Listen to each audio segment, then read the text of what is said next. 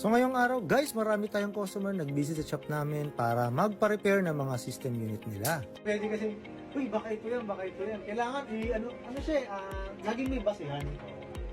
Tama yun, sir. Kaya maganda, may mga parts ka, pang-isolate. Buti nga eh, meron pa. Kailangan, sir, kasi... Sa PC Master Hub, wala, di ka gaganon ng ganyan, di sila magbubukas doon ng ano. Para malaman kung ano wala. ganyan eh, katulad ng ganito. Sa akin, sir, wala, pag-check up, kunyari, papatingnan lang kung may sira. Hindi ko yung charge sir. Libre lang yan. Kasi hanggat hindi ko nagagawa yan, wala kang babayaran. Hindi ko nga nagawa eh. So yung PC ni sir kasi nag-fail na yung kanyang SSD. So bumigay na SSD kasi actually ilang taon na rin sa kanya yan. Magpo 4 years na. So kailangan na nating replace yan. And nag-offer tayo kay sir ng brand new na 250GB SSD. At tilagyan din natin ng OS yan para magamit na ng anak ni sir. And also, yung video card ni sir ay sobrang init na, hindi na normal temperature, nagkakos na rin ng problema sa system unit. Kaya minabuti natin na i-remove na lang yan. Then, gusto kasi ni sir sana palagyan ng video card, pero since naka AMD8 siya, at mataas naman yung built-in graphics yan, at least 2GB ang built-in niya, na tinry muna natin gamitan ng built-in graphics, huwag muna tayo bumili ng video card. Since madalas Roblox lang naman nilalaro, so para makatipid si sir at hindi na rin muna mapagastos. And then pag nabitin, gaya ng lagi ko sinasabi, pwede naman bumili ng pyesa pang dagdag ng upgrade. Siyempre guys, again, pa nagre-repair tayo, ini-explain natin at binibigyan natin ng information yung customer doon sa mga problems and sa mga fix na gagawin natin. And also, pag hindi ko po napipix yan, hindi po ako nag-charge sa customer. So, pre-check up lang po kami sa shop pag may problema at naayos namin, tsaka lang po kayo magabayad. Once na hindi namin yan nagawa, hindi po kami nag-charge.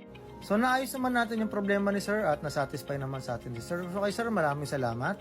And may isa pa tayong customer na ang problem naman ay corrupted yung kanyang operating system. Ngayon, naayos na natin. Ginawa ko. Ginawa ko. Magic lang yung magic, ma'am. Okay Pwede na. na siya mag-blue?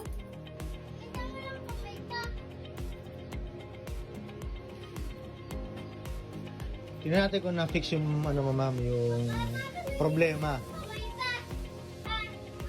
Oo, ganun talaga yun. So, hindi mo siya magamit ng ganyan nung una. Ngayon, hang talaga, lag, hang. Mali pa, pati yung Hindi na gumagalaw.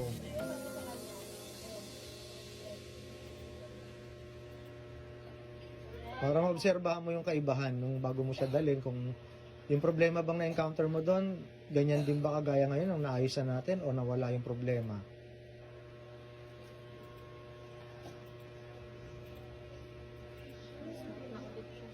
Ano ma'am? Smooth ba? Okay.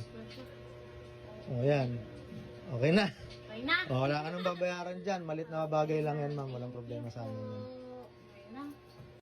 So yun, okay na yun kay ma'am. Hindi naman natin siya chinarge kasi very minor lang ginawa natin dyan. Okay pa naman yung OS niya. So may nireset lang tayo sa PC niya. Thank you. Thank you ma'am. Bye-bye. And may customer din tayo na nag-walk-in sa shop natin para bumili ng accessories para sa kanilang PisoNet. So ang problema nila sir, doon sa nabili nila, brand new pero parang nag-ghost daw po yung mouse. So lahat ng nabili nila, lahat brand new nag-ghost. So may in-offer tayo dyan kala sir na affordable na mouse at para matest muna nila kung masolve ba yung problema nila. Nagawa ko naman yung PC nung anak nyo.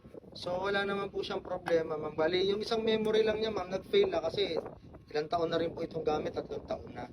Pero may isa pa siyang memory kaya gumagana po yung computer niya. Okay naman. Wala naman ako i-charge ma'am.